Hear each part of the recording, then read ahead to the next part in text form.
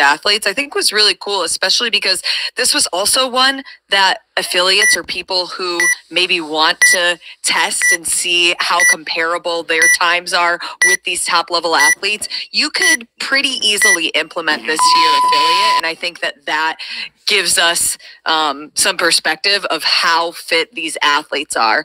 But I will add my second runner up for a workout would be the semifinals test 2, the ring complex with the burpee box jump overs. Okay. The races that we saw with that, and just visually the way that athletes moved their chest pieces forward and how costly a no rep on a burpee box jump over on the rings cost some of those races, I think was really visually appealing as a spectator. Yeah, that was Emma Lawson and Emma Carey, right, who had that great race in that. Yeah, and then Ariel Lonan and Alex Kazan the following weekend as well. That was fantastic races, and that was the other one that I was considering too. Funny enough, I think we're on the same brainwave right now, but I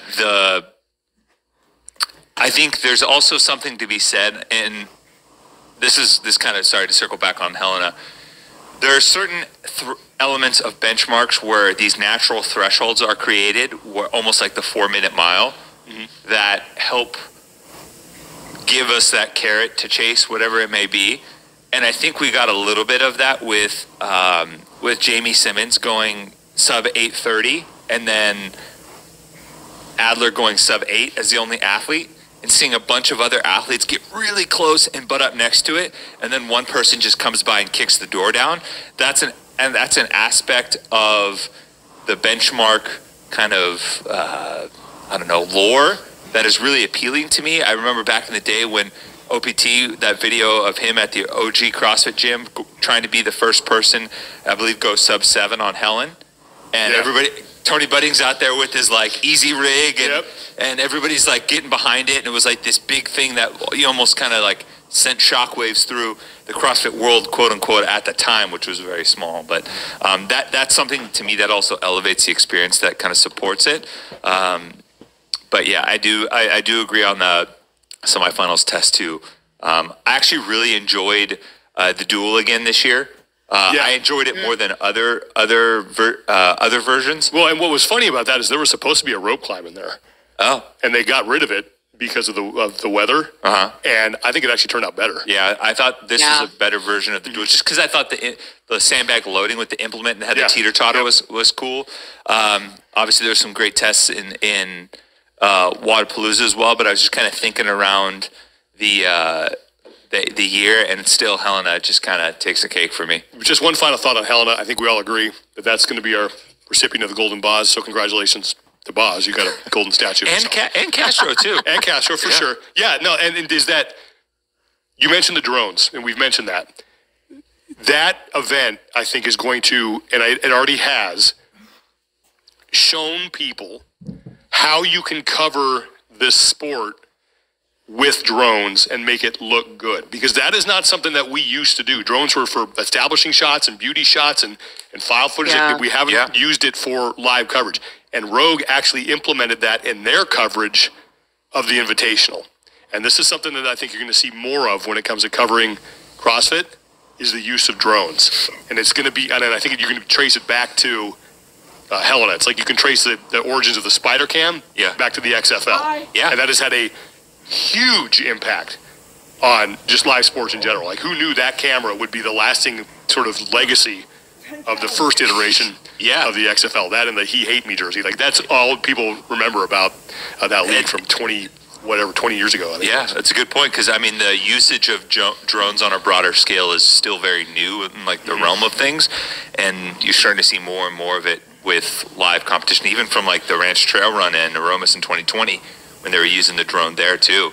But it was almost necessary because of how remote it was. Exactly, but we've never applied that to an event that we just have hard cameras, and we have the guys on the field. Why would we need drones? And now it's like, we can actually add something really cool to this. And you saw that, I think, last year in some of the outdoor events. Anyway, event of the year, congratulations, Helena, from the 2023 CrossFit Games. Popping that graphic up on the screen. All right, next, let's move into our best competition weekend outside of the games.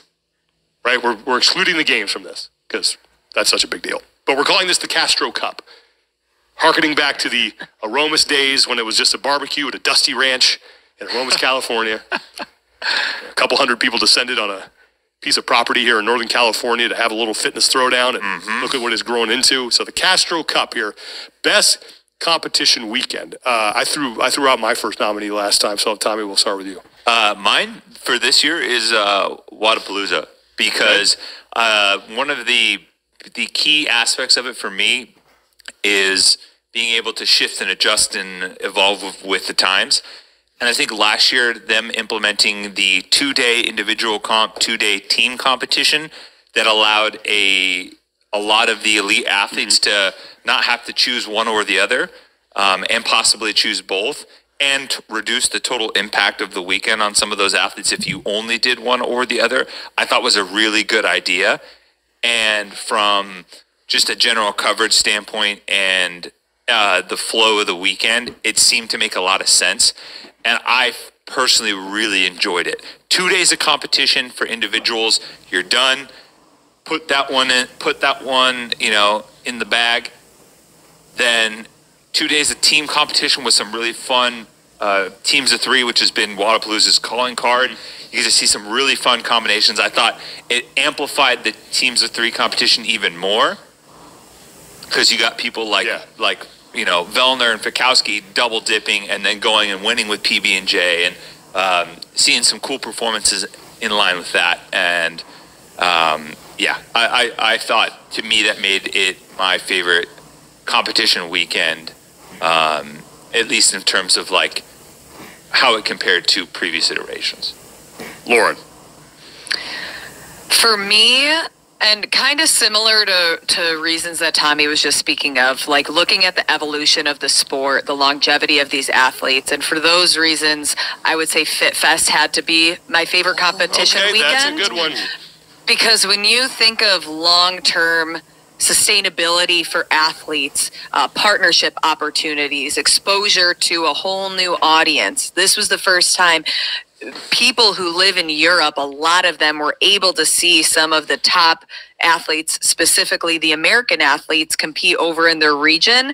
And I think that this is a really good test of concept that other competitions can learn from to get high-level athletes to compete in person more often. I know we've talked about single-day competitions. Now we see that they can have these super teams and make it, there's no prize money on the line. So the athletes are able to have more fun. They're able to do more activations and get involved with the spectators that come out with the event.